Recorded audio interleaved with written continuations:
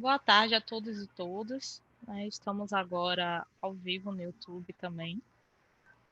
Sejam bem-vindos a mais uma edição do webinário de apresentação do Boletim Covida. Hoje estamos lançando a 5ª edição do boletim. O Boletim Covida agora ele é quinzenal, então estamos aí dando um espaço maior no boletim. Agora, ao vivo, só um momento.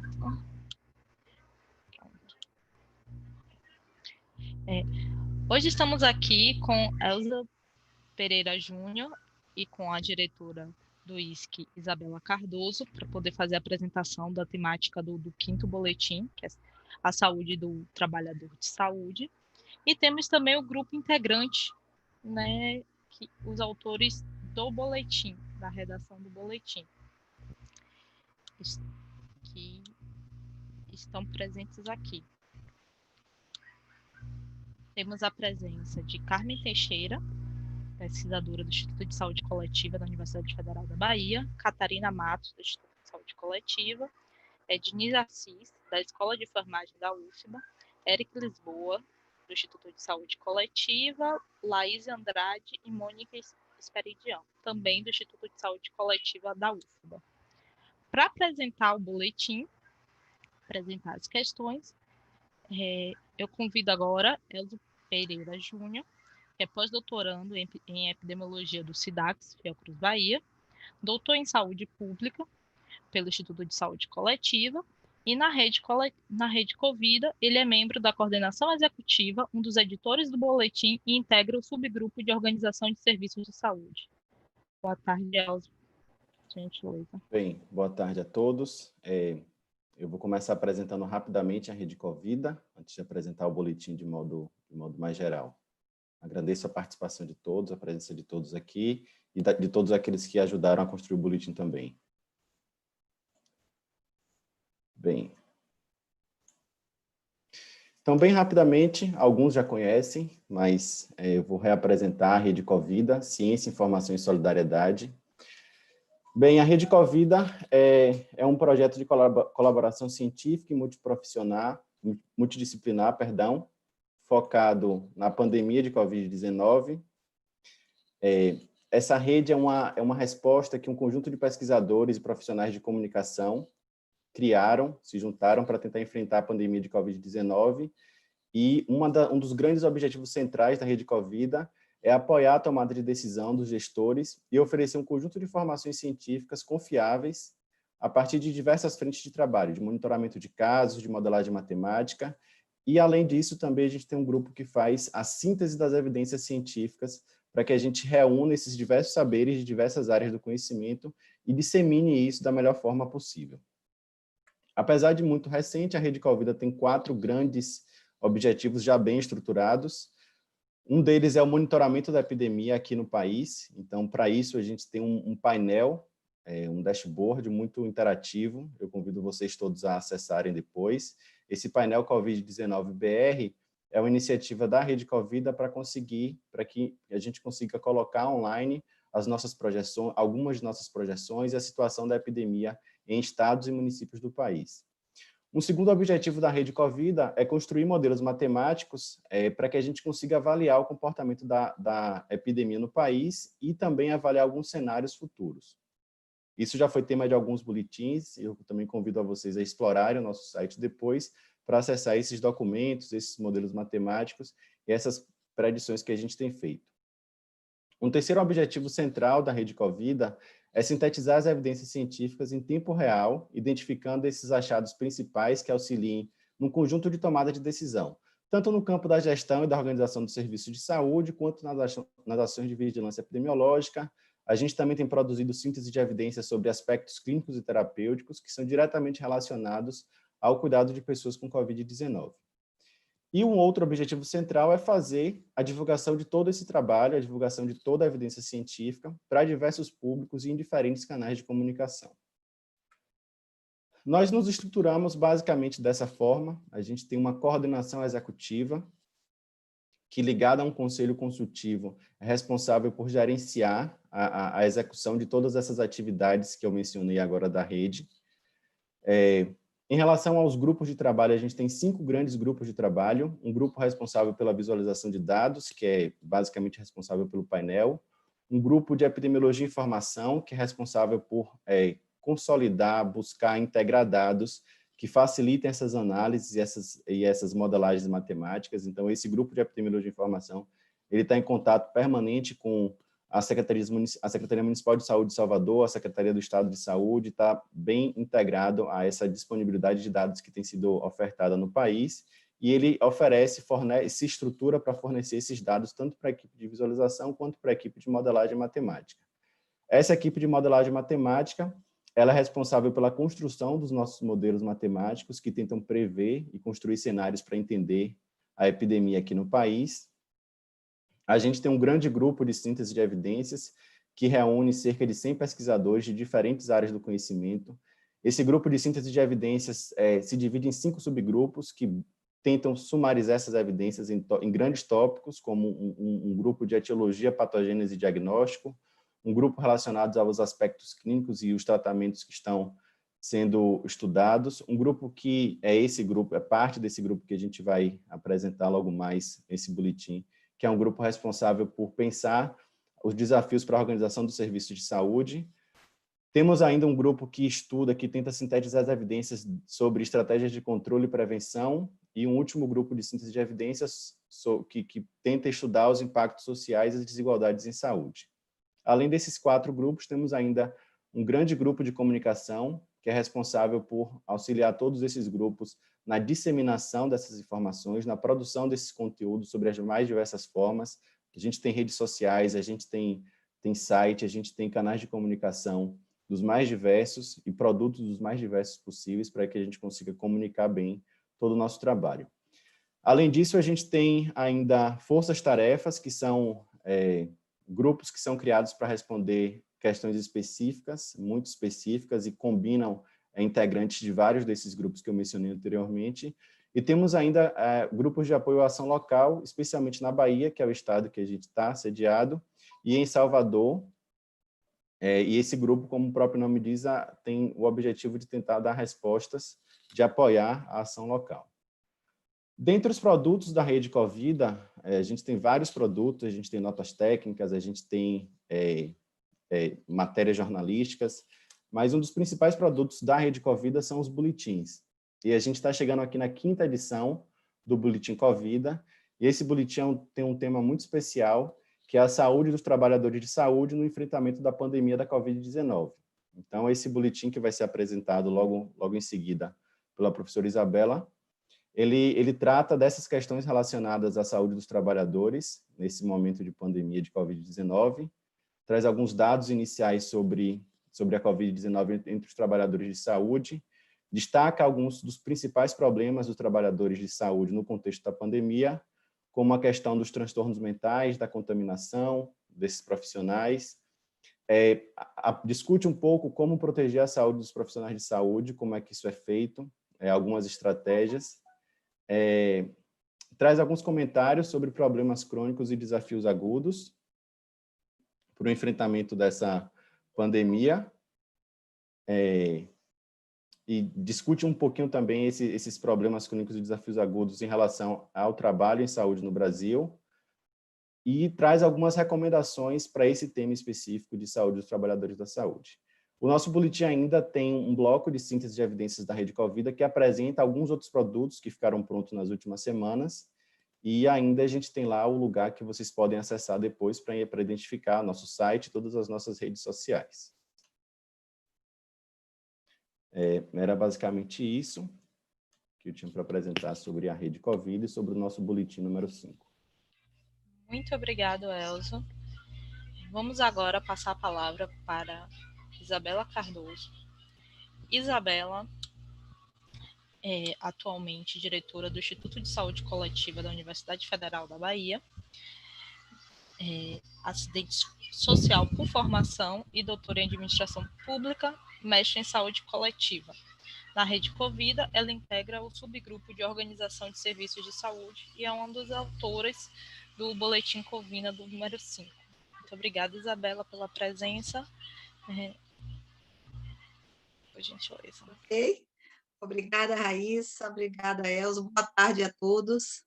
Eu vou abrir aqui a minha apresentação, a introdução sobre o boletim e a estrutura dele, Elza já fez. Então, eu vou detalhar um pouco e estimular vocês a fazerem a leitura não só do boletim, mas como também da nota técnica que foi publicada hoje e que aborda uma questão muito cara para todos nós, que é a saúde dos trabalhadores de saúde no enfrentamento da pandemia.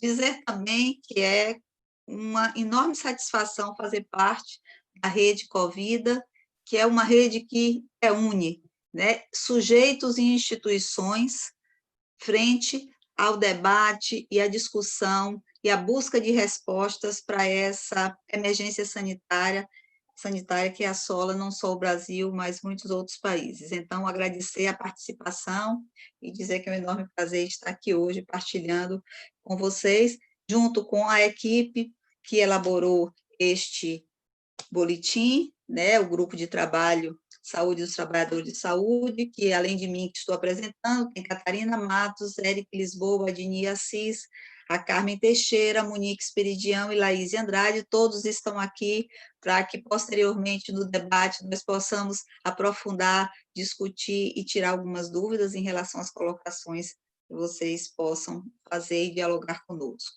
Bom, o sumário Elzo também já apresentou, então eu vou tentar falar nos 15 minutos, trazendo alguns elementos do boletim que estimule vocês a ir à fonte.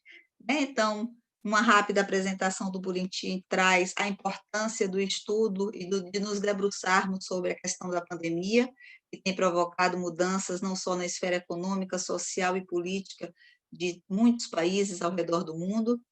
Esse enfrentamento tem demandado um esforço muito grande dos sistemas de saúde e, claro, que dos aspectos fundamentais nessa discussão são os profissionais de saúde e em que medida, né, esse processo e esta pandemia têm impactado direto ou indiretamente a esses profissionais, principalmente aqueles que estão na linha de frente desse enfrentamento.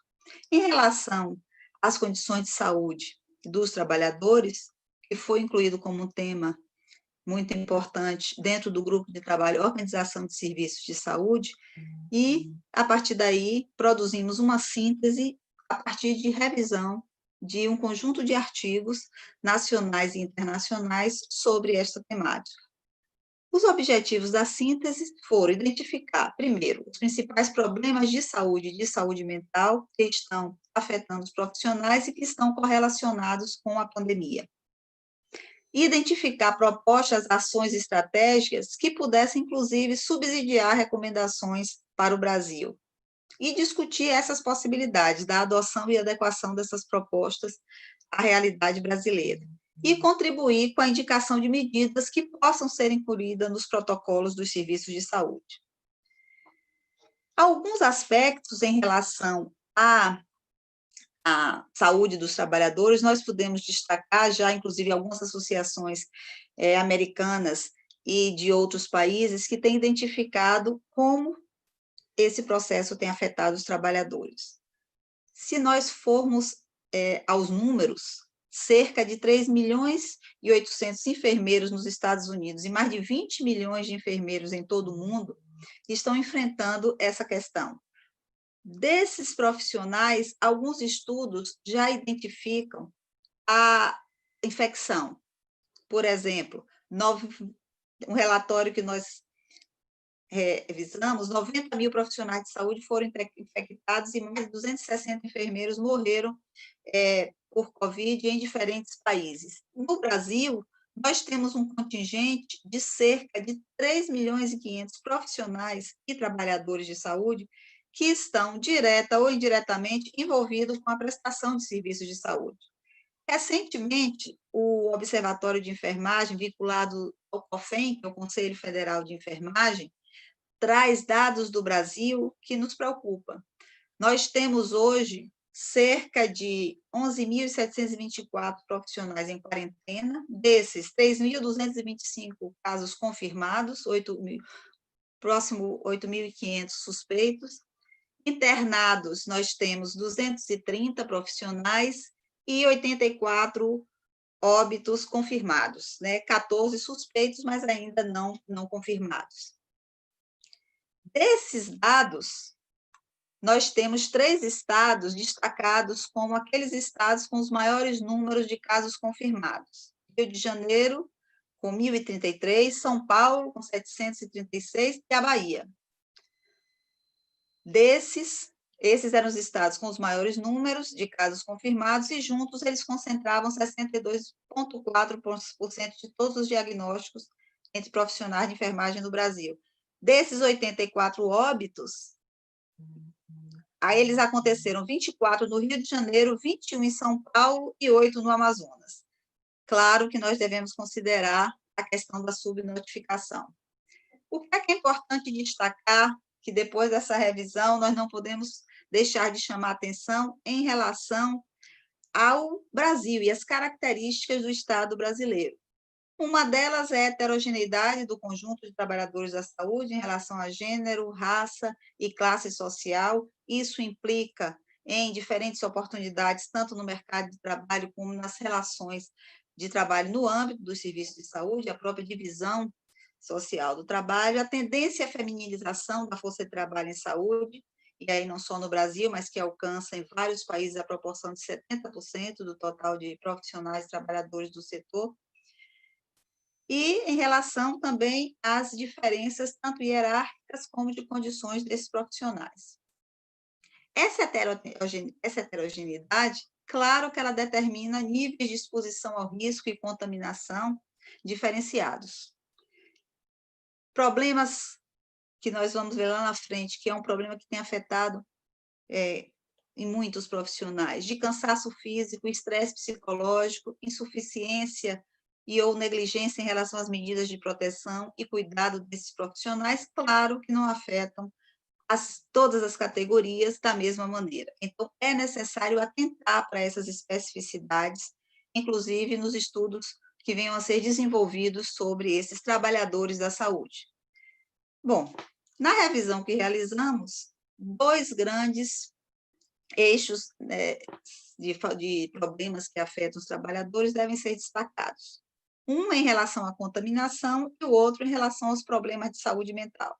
Claro que quando vocês forem ao boletim, esses estudos estão muito mais detalhados, nós apresentamos o conjunto desses estudos, a nota técnica também está bastante detalhada, mas eu vou destacar aqui algumas questões importantes em relação, por exemplo, à contaminação dos profissionais. E aí é inegável a correlação que existe entre a organização do trabalho nos serviços de saúde e as condições concretas onde esse trabalho se realiza, assim como o local de atuação dos profissionais. Outra questão que aparece fortemente, que nós temos visto aqui também, depoimento de profissionais, são as extensas jornadas de trabalho. E, claro que a jornada extensa, o cansaço e o estresse, ele provoca, muitas vezes, o uso inadequado desses equipamentos, que provocam também, devido a esse acúmulo de trabalho, podem provocar falhas no ato de cuidar ou inobservância em etapas simples como a higienização das mãos.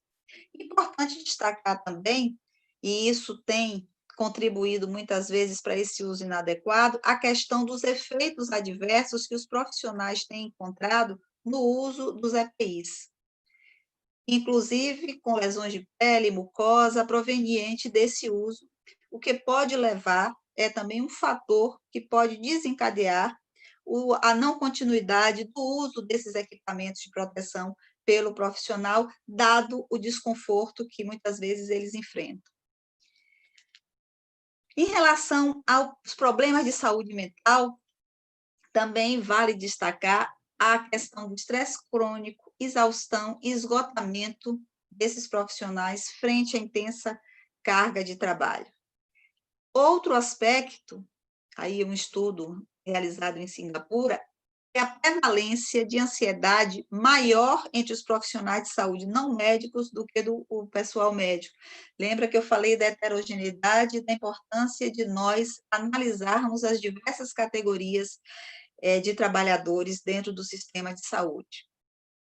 Outro aspecto também que chama atenção é que, somado a isso, a incerteza em relação ao tempo desta crise, a escassez de recursos de assistência médica, a possibilidade de contagiar a família ou outros colegas ou pacientes, o crescente número de casos confirmados e suspeitos, a cobertura da mídia, né, muitas vezes destacando as incertezas do rumo da pandemia, as não respostas, a carga de trabalho extenuante e o sentimento de impotência frente ao que fazer nos casos graves. Bom, esses são alguns dos muitos aspectos que vocês encontrarão lá na versão completa deste trabalho. Bom, quais foram, problematizando um pouco, fazendo uma análise crítica de algum desses artigos, e que nós apresentamos como limites dos trabalhos analisados, em relação ao uso da categoria genérica profissionais de saúde, sem problematizar as diferenças e especificidades das condições de trabalho das diversas categorias de trabalhadores. Então, por exemplo, nós não encontramos, a maioria dos estudos se concentram no médico e na enfermeira, e no enfermeiro. Não foram encontrados trabalhos que tenham investigado, por exemplo, trabalhadores como os técnicos de enfermagem, os motoristas, os maqueiros, a força de trabalho responsável por serviços de higiene e limpeza no âmbito hospitalar.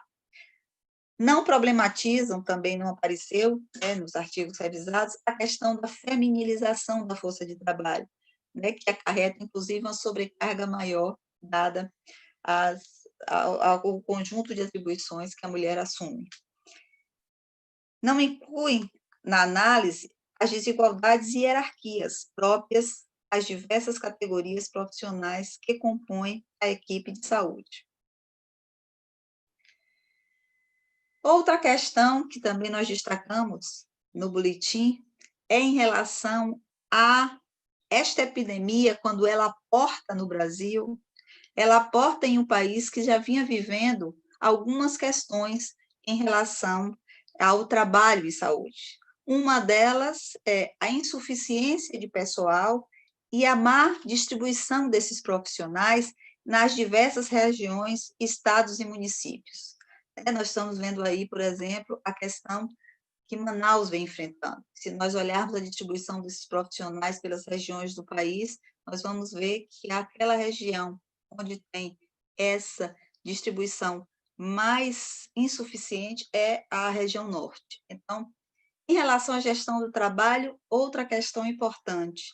Já vínhamos enfrentando várias questões em relação aos mecanismos de contratação, desencadeando uma grande precarização nas condições de trabalho. A qualificação insuficiente e a baixa valorização da força de trabalho no setor. Além disso, o subfinanciamento do SUS, com o congelamento dos gastos, gerou também uma deterioração dos serviços, aumentando a precarização da força de trabalho em saúde. A ampliação dos diferentes modelos de gestão. A insuficiente valorização dos trabalhadores da atenção básica, que é a porta de entrada no nosso sistema de saúde, e agora, nesta segunda onda, tem um papel fundamental no enfrentamento dessa pandemia para evitar, inclusive, o colapso do sistema de saúde. E a questão da valorização dos trabalhadores. Não basta a gente render homenagens ou exaltar o sacrifício desses trabalhadores, mas é necessário que, neste momento, a gente dê visibilidade à necessidade de garantir os direitos, colocando esses trabalhadores no centro do debate das questões que precisam ser enfrentadas e desses problemas que nós nomeamos como problemas crônicos, que, aliás, esse título é o título de uma publicação do professor Jair Nilson, de 94, e que, se nós pegamos hoje esta publicação, como ela ainda é atual frente aos problemas que destacou lá em 94. Então, essa não resolução desses problemas também tem acirrado e num momento como esse, torna as questões muito mais difíceis. E aí vem, né, no boletim, um conjunto de propostas de promoção e proteção aos trabalhadores, fruto dessas sínteses, que trazem contribuições em relação aos protocolos para controle da infecção. Outra questão importante é a organização e gestão dos processos de trabalho. Outra dimensão, a qualificação dos trabalhadores e a saúde mental desses trabalhadores. Eu não vou detalhar aqui, porque nas recomendações que eu farei a seguir, parte dessas propostas de promoção e proteção foram incorporadas nessas recomendações. Então, e essas recomendações são importantes, inclusive, para subsidiar a gestão na saúde. Garantir EPIs, os equipamentos de proteção individual e coletiva, em quantidade e qualidades adequadas para proteger todos os trabalhadores de saúde na atenção aos pacientes suspeitos ou diagnosticados de COVID. Dimensionar adequadamente a força de trabalho necessária às diferentes atividades frente ao combate à COVID. Reorganização do processo de trabalho dos profissionais de saúde que estão na linha de frente. Atender às necessidades de segmentos específicos dos profissionais, trabalhadoras e trabalhadores de saúde, considerando as diferentes ocupações e seus desdobramentos na organização da atenção e dos cuidados. Implantar estratégias de educação permanente para a qualificação da força de trabalho, incluindo uma série de procedimentos, desde a lavagem de mãos até a definição de critérios e aprendizado do uso correto e manejo dos EPIs. Uma questão importante também, não só o manejo, mas também o descarte desses EPIs. Estabelecer protocolos para identificação de casos entre os profissionais de saúde, incluindo, essa é uma outra questão fundamental, a testagem de 100% dos trabalhadores de saúde, com monitoramento dos sinais e sintomas, mesmo leves e sem febre. Intensificação dos procedimentos de limpeza e higienização do ambiente nas unidades de saúde. Orientação dos trabalhadores em relação à limpeza dos objetos pessoais, estetoscópio, celular, teclados. Realocar os profissionais de saúde que apresentem doenças respiratórias pré-existentes, afastando eles de prestar assistência direta aos casos suspeitos. Incentivar a utilização de serviços de telemedicina em linhas de aconselhamento, sistemas de triagem. Criar e manter estratégias de comunicação e informações atualizadas para os profissionais. Lembra que nós mencionamos que um dos problemas que tem afetado e preocupado os profissionais é um conjunto de informações, e muitas vezes, algumas confiáveis, outras nem tanto, mas que todas chegam, né, aos ouvidos e ao acesso desses profissionais. Então, manter essa comunicação e esse conjunto de informações confiáveis e atualizadas é fundamental para esse bem-estar.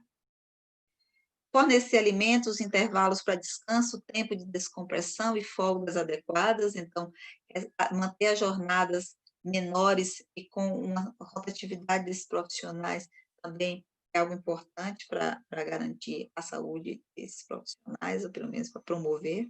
Estabelecer equipes de apoio psicológico para lidar com medo, com ansiedade desses profissionais.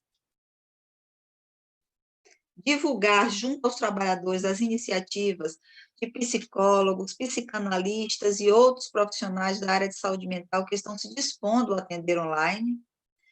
Desenvolver ações de comunicação social e valorização do SUS como principal estratégia para promover o direito de todos à saúde. Essa é uma questão importante, que é um dos legados dessa pandemia, o papel e a importância do SUS, dos profissionais de saúde e da ciência nesse contexto e na busca de respostas para esses enfrentamentos. E, para finalizar, né, aí é só a importância de continuarmos, e aí a importância da rede Covida, desse conjunto de pesquisadores debruçados sobre todos esses temas, de ampliar esses estudos, no nosso caso, da saúde mental dos profissionais de saúde nesse contexto, e garantir a ampla divulgação dessas recomendações, tanto para os gestores do serviço de saúde, como para os profissionais e trabalhadores de saúde em geral. E fica aqui, né, o nosso pedido, né, de respeito e valorização, e que esses profissionais e esses trabalhadores de saúde realmente estejam no debate nas nossas preocupações, frente a esse contexto que enfrentamos. Estamos à disposição para qualquer questão. Obrigada.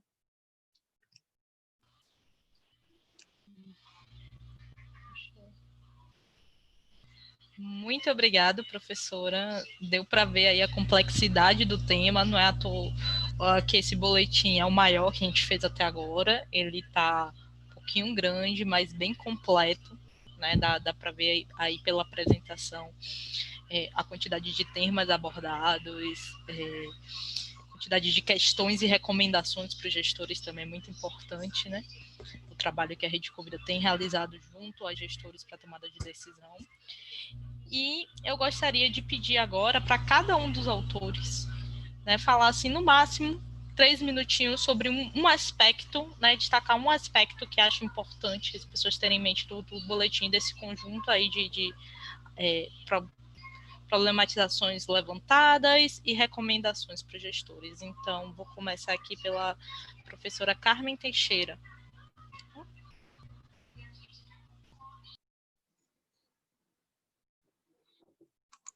Já que é rapidinho, eu quero só destacar a importância de se fazer essas sínteses de evidências científicas, aproveitando a experiência de outros países. A maioria dos trabalhos que nós revisamos provém da China, de Taiwan, Singapura, Itália, enfim. Então, como a pandemia no Brasil começou, né, um pouco depois, né, a gente está tendo a oportunidade de conhecer o que é que esses países que nos antecederam, vamos dizer assim, no pico da curva, estão fazendo com relação à proteção dos trabalhadores. Mas, como a professora Isabela chamou a atenção, a adaptação dessas propostas para a realidade brasileira exige realmente um esforço muito grande, porque as condições de trabalho dos nossos profissionais, principalmente na rede pública, mas também na rede privada, são muito precárias, né? E nós estamos, inclusive, sabendo de relatos terríveis aqui mesmo em Salvador em relação ao sofrimento, né? e a ansiedade e o afastamento dos profissionais de saúde, inclusive com as jornadas extensas de trabalho. Quero destacar só uma coisa que Isabela colocou. As jornadas de 12 horas são impossíveis de serem mantidas pelo pessoal de enfermagem.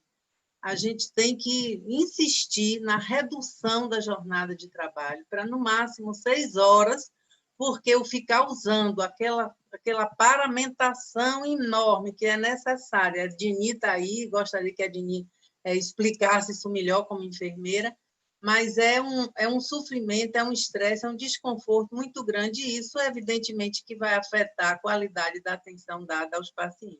Né? Muito obrigada, professora. Estou seguindo aqui a ordem alfabética que está aparecendo aqui. Então, por gentileza, Catarina. Olá, Raíza. Boa tarde a todos.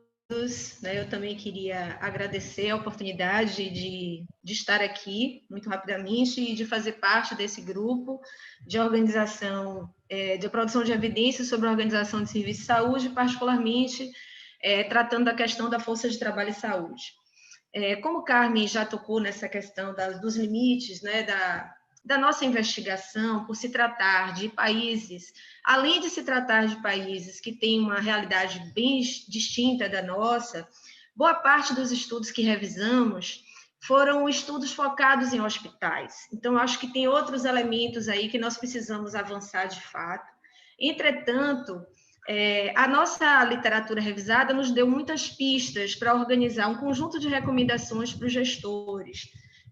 A título de informação, na semana passada nós estávamos com uma das aulas, né, com os nossos residentes, e tratamos da vigilância epidemiológica, quer dizer, na Bahia já são 600 e poucos profissionais de saúde contaminados, ainda sem uma discriminação, eu não saberia dizer exatamente que categorias são essas, mas é um quantitativo significativo, considerando, inclusive, as respostas da subnotificação ainda, né? E um ponto que eu gostaria de tocar é exatamente essa questão da carga de trabalho e das condições de trabalho. Acho que Carmen já inaugurou, né? Começou trazendo essa ideia das 12 horas. Boa parte dos estudos que nós revisamos mostra que a extensa jornada de trabalho leva os profissionais a negligenciarem etapas que são importantes e simples, como, por exemplo, a lavagem das mãos, né, que é um procedimento além de ser barato, é algo que todos os profissionais sabem. Então, essa questão ela é muito importante. E um segundo ponto é que, de alguma forma, o nosso trabalho, direto ou indiretamente, tem auxiliado, né, no apoio aos gestores, particularmente na elaboração dos planos de contingência. Então, conseguimos trazer um conjunto de recomendações, né, para os distritos sanitários em Salvador, por exemplo, com elementos para essas questões que envolvem os profissionais de saúde. Afinal, a ausência dos profissionais de saúde implica em remoção de postos de trabalho e, em algumas circunstâncias, até o não funcionamento de serviços. Só para concluir, eu tenho acompanhado algumas questões de mídia que colocam, inclusive, que muitos hospitais de campanha estão montados sem condições de funcionamento, porque não tem força de trabalho para isso. Então, à medida que as pessoas vão se contaminando, que é um principal problema, né, de saúde que a gente encontrou, elas vão se afastando e, por esse motivo, os postos de trabalho também vão ficando vão sendo desativados. Então, a gente fica com essa lacuna e os serviços param de funcionar. Eu vou deixar para os outros complementem ou tragam algo mais. Obrigada. Catarina, ficou muito ruim sua conexão. A gente não está mais conseguindo te ouvir. Ouvi. Catarina, tá. Conclua, por gentileza. Já estourou os 3 minutos, mas pode concluir. Não, tá muito ruim. A gente não tá conseguindo escutar, não. Desculpa. Eu acho que ela disse que já concluiu. Ah, tá, desculpa. Então foi aqui. Então a minha internet que tá ruim, que eu não vi. Pronto, vamos agora passar a palavra para a Ednia Assis.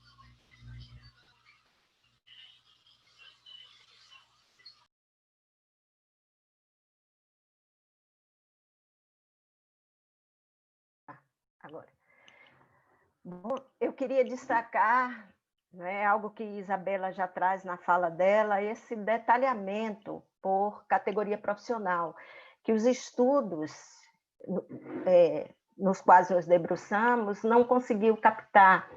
E quando a gente trata, muitas vezes, do maior quantitativo da força de trabalho no SUS, que é a força de trabalho em enfermagem, a gente não traz um detalhamento disso em termos de categoria profissional. A enfermagem é um campo formado por enfermeiros, técnicos e auxiliares de enfermagem. Então, nesse sentido, são processos de trabalho distintos, né, e que precisam ser analisados realmente. Outra questão é como a precarização do trabalho, a pandemia lançou luz sobre isso. Não só nas relações de trabalho, mas nas condições de trabalho a que estão submetidos os trabalhadores da saúde. E, nesse sentido, as condições de trabalho elas variam desde o fornecimento de EPI em quantidade adequada e em qualidade suficiente, e nós temos sentido isso no Comitê de Enfermagem para Enfrentamento da Covid-19, na Bahia. É um comitê que está em parceria com o Corém Bahia e com o Sindicato dos Enfermeiros, e as denúncias que surgem são denúncias desses profissionais relacionados, são profissionais de enfermagem, de modo geral, e estão relacionadas a condições de trabalho, O uso de EPI, como a professora Carmen falou, é impossível você ficar mais de 6 horas de trabalho com um macacão e com uma fralda, que ali todas as suas necessidades fisiológicas são feitas naquele momento. Isso incomoda demais um profissional a estar prestando uma assistência direta sem poder trocar, sem poder sair daquela condição. E isso precisa ser avaliado pelos gestores, né? Então, nesse momento, eu gostaria também de chamar a atenção que nós temos hoje um reconhecimento dos profissionais de saúde e de enfermagem como um todo, mas nós não somos super-heroínas, né? E nós não somos... não detemos uma capacidade de resolução de todas as questões como os super-heróis detêm. Nós precisamos deste entendimento dos gestores do quanto é preciso esse investimento nessa força de trabalho, né? Nesse momento, nessa primeira onda, está a se dever muito aos profissionais de modo geral e para a segunda onda dessa pandemia, que começa a colocar, né, que vem a unidade básica de saúde, toda a rede básica, que precisa estar também atuante nesse momento, precisa desse apoio, precisa de qualificação, precisa de organização, e isso não é possível sem uma demanda político-gerencial. Então, isso é super necessário nesse momento, eu gostaria de destacar isso. Muito obrigada, professora. Passo agora a palavra para o pesquisador Eric Lisboa. Bom, boa tarde a todas. É um prazer estar aqui e estar nesse subgrupo aí de profissionais de saúde. Eu queria destacar, né, a parte o subtópico de capacitação dos profissionais de saúde, né, que foi identificado muitos estudos, né, nessa linha. E aí eu queria destacar especificamente, né, a questão não só do cuidado e do treinamento desses profissionais e nos aspectos da doença em si, né, principalmente na questão da transmissibilidade dela, que se dá de forma muito fácil, mas na importância dos equipamentos de proteção individual, né, não só para a sua segurança, mas também pela questão aí da transmissibilidade. Foi identificado alguns estudos, né, que muitos profissionais estão tendo lesões, né, principalmente na região nasal e nas mãos, devido ao uso excessivo, né, pela carga de trabalho muito grande, como bem a professora Carmen destacou no começo, né, lesões de ulceração na pele, né, e outros tipos de lesões causadas pelo uso excessivo de EPIs, né, sem troca, sem horas de descanso, enfim. Então, isso acho que é um tópico muito importante, né, dentro das revisões que nós fizemos, foi identificar esse tipo de lesão. E também a questão peculiar no Brasil, né, que nós temos, é a questão de um profissional ele trabalhar em 2, 3 lugares, né, ao mesmo tempo, né. Então, ele sai de um hospital, vai para o outro hospital, ou seja, emenda plantões, né, de um lugar para o outro, além da própria questão de transmissibilidade do vírus, né, levando, principalmente em ambiente hospitalar, né, que tem uma alta aí principalmente de infecção viral, a questão da sua segurança também na relação aí de trabalhar em muitos lugares ao mesmo tempo, né. Isso não foi uma coisa que a gente identificou nos estudos, né, que a gente revisou, mas é uma coisa que acontece com muita frequência no Brasil, principalmente os profissionais de enfermagem, técnicos de enfermagem, que são aí a categoria profissional que maior se identifica nos trabalhos. Muito obrigado, Eric. Passo agora a palavra à pesquisadora Laíse de Andrade. Boa tarde, gente. Tudo bem? Tudo bem, Raíza? É um prazer estar aqui também, comungo com os demais colegas, o prazer de estar fazendo as revisões, construindo junto para colaborar com colegas, trabalhadores e gestores nesse momento. Nesses 3 minutos, eu pensei em traçar uma linha curta de um contínuo, né, com antes, durante e depois, pensando as 2 questões, né, da força de trabalho e da saúde mental. Só para a gente ter uma noção do tamanho do desafio que a gente enfrenta, considerando as condições do nosso país, né? Então, se antes da pandemia a gente já tinha, né, desafios na formação interprofissional, que qualificasse nossos trabalhadores a trabalhar em equipe, a saber lidar com a morte, com a dor, né? Os psicólogos e os assistentes sociais sempre foram convidados e convidadas a darem essas notícias, a participarem desse momento de dor, ele está muito mais frequente agora, né? Então, esse desafio da formação, da interprofissionalidade, da capacidade de lidar com isso, se mantém e se assevera agora. A outra coisa era relativa à reposição, né, de trabalhadores e também do processo de qualificação desses trabalhadores dentro dos serviços. Então, a gente tem agora várias chamadas de trabalhadores, virão trabalhadores com pouca experiência, trabalhadores com muita experiência, mas a gente já tinha essa dificuldade. E também já tinha o grande desafio do financiamento, né, para o Sistema Único de Saúde, e a gente sofreu um grande golpe com a Emenda Constitucional 95, colocou um teto e limitou. Então, imagine que a gente já tinha um déficit para construir unidades hospitalares, né, para reforma, para equipamento, e com essa limitação, isso já complicou para a gente receber, né, uma pandemia desse. E do ponto de vista de saúde mental, esse antes já era caracterizado também por burnout nos trabalhadores, por quadros de estresse e depressão, que são pandêmicos. Então, alguns adoecimentos mentais, eles já eram pandêmicos. Então, a COVID encontra com outras pandemias, né? E no caso da saúde mental, isso é muito sério. Então, o durante é o que a gente está vendo agora, né? A gente tem mão de obra escassa, pouco qualificada, com muito medo por conta disso também, né? Uma doença pouco conhecida. A gente continua com esses profissionais que tinham algum adoecimento mental associado eventualmente agora a adoecimentos físicos, inclusive o contágio da COVID, né? E a necessidade imediata e indelegável de comunicar e viver mais mortes, né?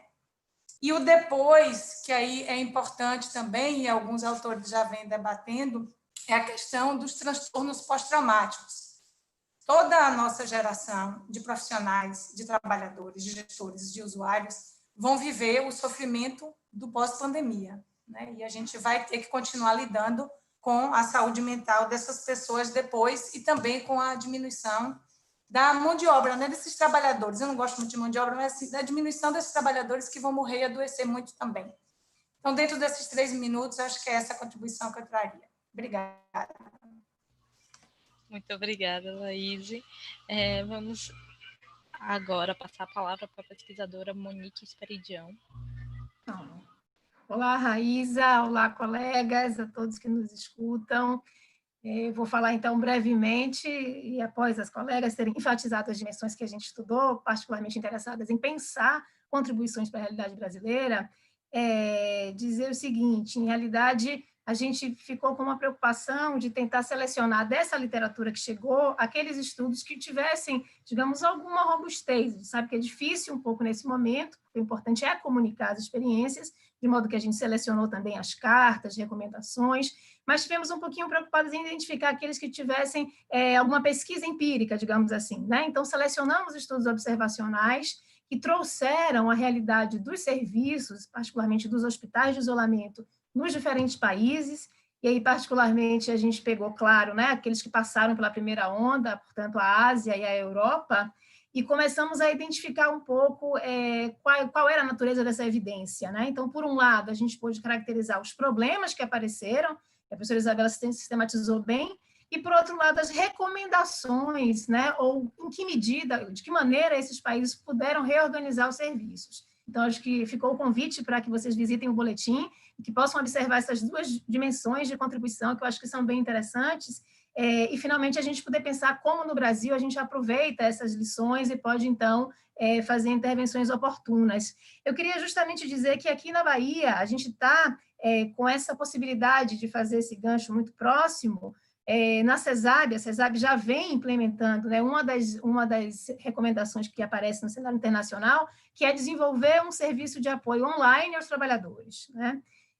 Então, essa é uma recomendação que aparece, que a gente está tendo a oportunidade de dialogar diretamente com a secretaria e apoiar na estruturação desse serviço, né? Além disso, também que os hospitais de isolamento possam fortalecer ou possam incorporar apoio psicológico, né, um apoio emergencial à crise, mas como trouxe agora a pesquisadora colega Laíse, reorganizar esse serviço de um modo mais contínuo, mais longitudinal, porque teremos o pós-pandemia, teremos uma pandemia longa, e teremos o pós-pandemia, né, com esse evento pós-traumático que pode vir a afetar muito dos trabalhadores, além da população em geral. Então, assim, sintetizando também com uma lacuna que é a falta de evidências sobre o Brasil, que coloca a importância da gente poder também fortalecer e avançar com pesquisas no território brasileiro, nas diferentes realidades, né, de incidência da pandemia. Então, fundamental que a gente possa, sei lá, de repente fazer trabalhos empíricos, como a literatura vem trazendo, mas também escutar, por exemplo, a associação de profissionais, como eles têm se reorganizado. Então, o nosso grupo também está atento um pouco a essa dimensão de pensar concretamente a realidade empírica no Brasil, os desafios que se colocam aos nossos trabalhadores, né? Bom, eu acho que é isso. A Isabela fez uma síntese boa das evidências, eu só queria, então, reforçar e agradecer ao colega Eugênio, que colocou para a gente essa oportunidade, aos colegas de políticas, e foi a razão com a qual a gente se viu inserida nesse trabalho, né? Prontamente nos colocamos à disposição. Então, mais uma vez, agradecer e me colocar agora à disposição para aqueles que quiserem debater. É isso, Raíza. Obrigada, gente. Um abraço. Muito obrigada, Monique. Obrigada a todos, né, que fizeram seus comentários. Eu queria dizer que a gente tem pessoas de várias regiões do Brasil que estão assistindo, estão lá colocando no YouTube, tem gente de Fortaleza, tem gente de Recife, né, outra pessoa de Pernambuco, enfim, temos gente aí de todo o Brasil assistindo. E temos uma pergunta de Gabriela Oliva, repórter do jornal O Globo, e ela pergunta assim: a pesquisa mostra que as profissionais mais expostas são enfermeiras, mulheres e negras. Como vocês avaliam esse quadro? Eu deixo aberto para quem quiser comentar essa questão. Veja, essa pesquisa referida na nossa revisão foi conduzida pela Maria Helena Machado, né, foi uma demanda do Conselho Federal de Enfermagem, e ela estudou o perfil da enfermagem no Brasil. Um dos resultados que a Maria Helena aponta nesse relatório de pesquisa dela é que, do conjunto, né, na pesquisa sobre o perfil da enfermagem, 85% são mulheres. Desse percentual, 53% são mulheres negras, que se denominam 41,5% pardas e 11,5% pretas. Então, esse é o perfil apresentado pela pesquisa conduzida pela professora Maria Helena, e esses são os dados que contém no relatório e que na revisão nós tivemos acesso e por isso incorporamos, inclusive foi quando mencionamos a questão da heterogeneidade, né, da força de trabalho no Brasil. Se alguém quiser completar, gente.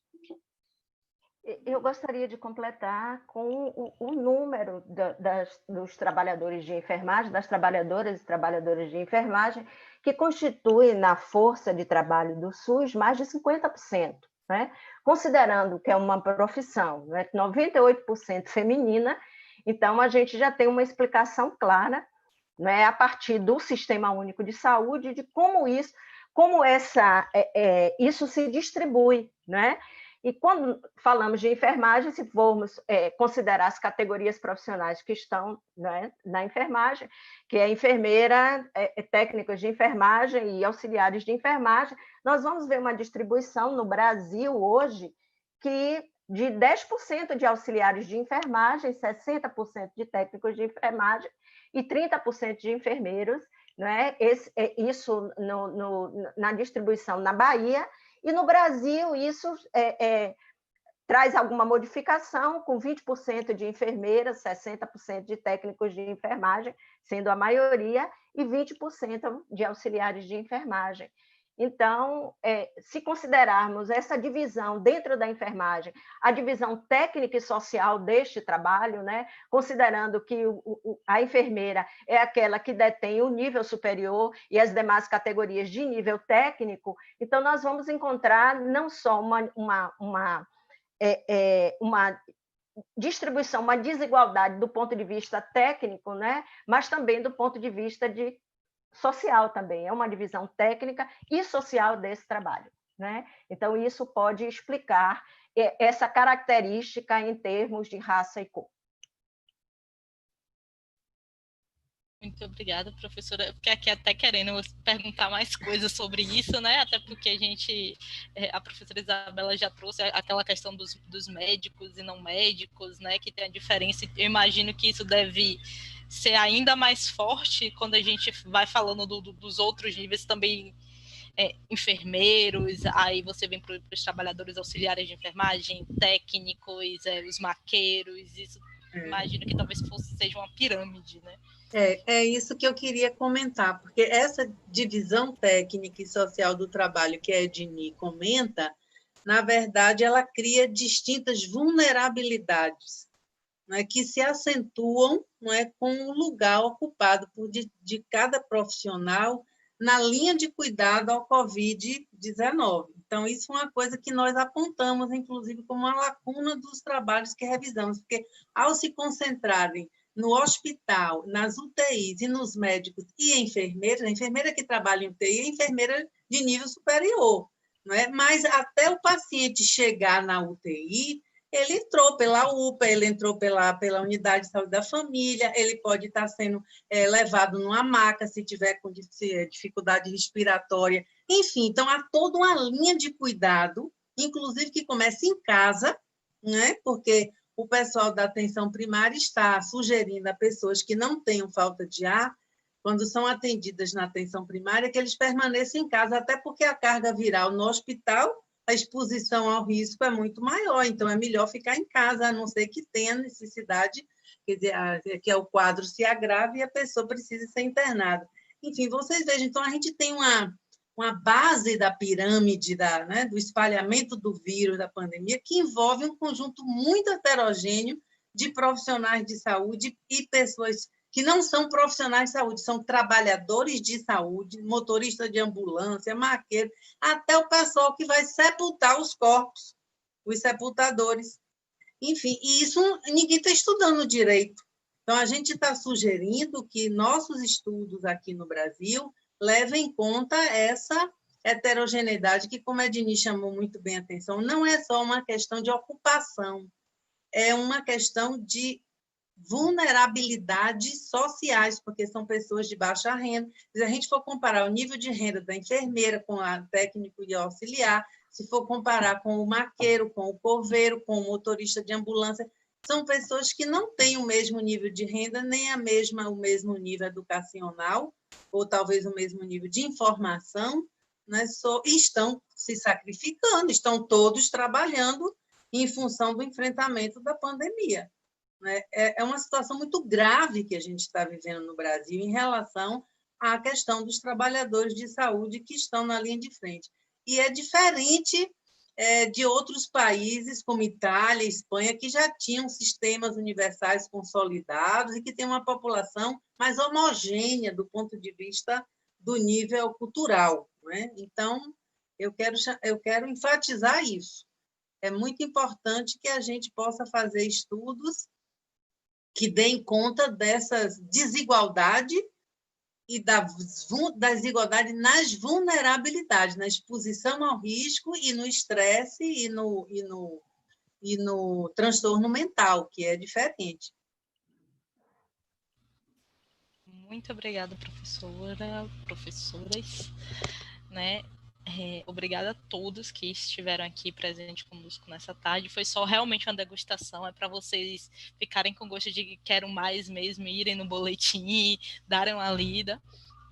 Né? Eu realmente fiquei assim com vontade de discutir muito mais aqui, acho que dá muito pano para manga, mas já estourando nosso horário. Então eu gostaria de agradecer a todos que estiveram conosco aqui, todos os autores que aceitaram vir comentar, debater o tema, trazer um pouco, escrever esse boletim, compartilhar com o público e todo o público também que nos assistiu. Temos webinários, todos os webinários estão disponíveis na página do SIDAX Fiocruz e posteriormente da Rede Covida, no YouTube da Rede Covida. A Rede Covida está presente em diversas redes sociais, no Facebook, no Instagram, no Twitter. Então, escolha a rede de sua preferência ou as redes de sua preferência e siga a gente, siga nosso conteúdo, né? Assine lá nosso canal, o sininho para poder receber as notificações dos próximos webinários. Na quinta-feira teremos um sobre modelagem matemática, às 11 da manhã. E temos também um site, né, onde todos os documentos ficam disponíveis, inclusive o boletim, que é covid19br.org. Então, visitem, acessem, compartilhem.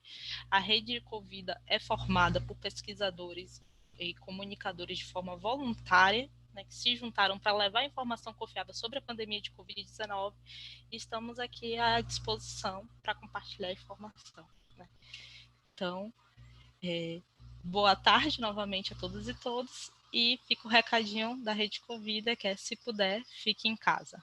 Um abraço. Boa tarde. Obrigada. Tchau, obrigada. Tchau. Tchau, gente. Boa tarde a todos. Congresso da UFBA agora. Ao Congresso da UFBA. Online.